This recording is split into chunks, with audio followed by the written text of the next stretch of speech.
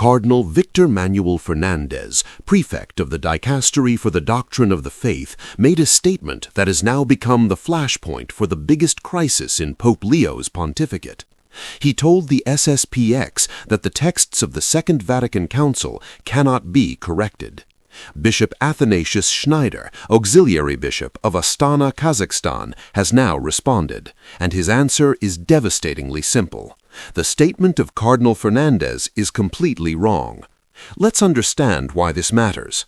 The SSPX has just announced it will proceed with episcopal consecrations on July 1 without papal mandate. Father Davide Pagliarani, their superior general, explicitly cited Fernández's claim as proof that doctrinal agreement is now impossible. If the council cannot be discussed, cannot be examined, cannot be clarified, then dialogue is a charade. Schneider dismantles the cardinal's position with surgical precision. What cannot be changed? Only two things, the Word of God and dogmas proclaimed ex cathedra. Even dogmas, he notes, can receive deeper clarification over time, but the Second Vatican Council?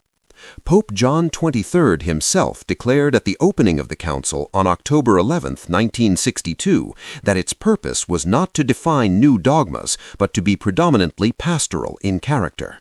Pope Paul VI repeated this after the Council, stating in January 1966 that it avoided pronouncing in an extraordinary way dogmas endowed with the note of infallibility. The Council exercised the ordinary magisterium, authoritative, yes, but not claiming the absolute finality of defined dogma. Schneider draws a crucial distinction. When Vatican II quotes dogmas from previous councils, those remain unchangeable.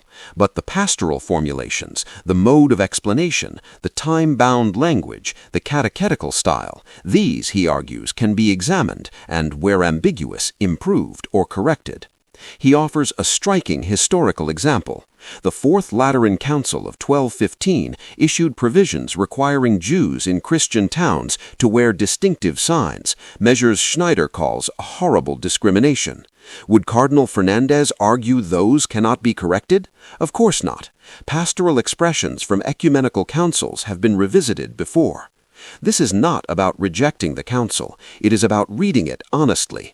Cardinal Walter Brandmüller, the retired president of the Pontifical Committee for Historical Sciences, has observed that the Council's documents carry differing degrees of authority.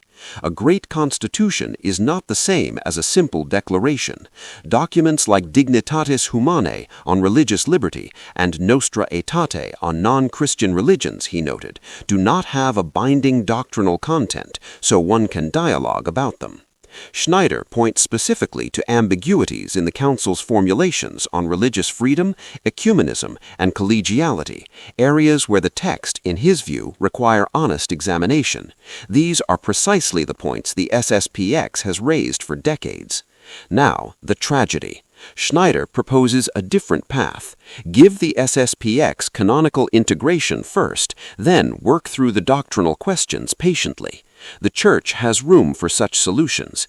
Instead, Rome has presented such high obstacles for the SSPX while showing most generous treatment to the Communist Party of China, allowing them to choose bishop candidates. The bishop's warning is sobering. If the SSPX is excommunicated over this, the guilt will be mainly by the Vatican, not by them. It is not about rejecting the Council. It is about understanding how the Church teaches. Pastoral expressions can be examined. Ambiguities can be clarified. To claim otherwise, Schneider insists, is simply wrong. And until that is acknowledged, the wound will only deepen.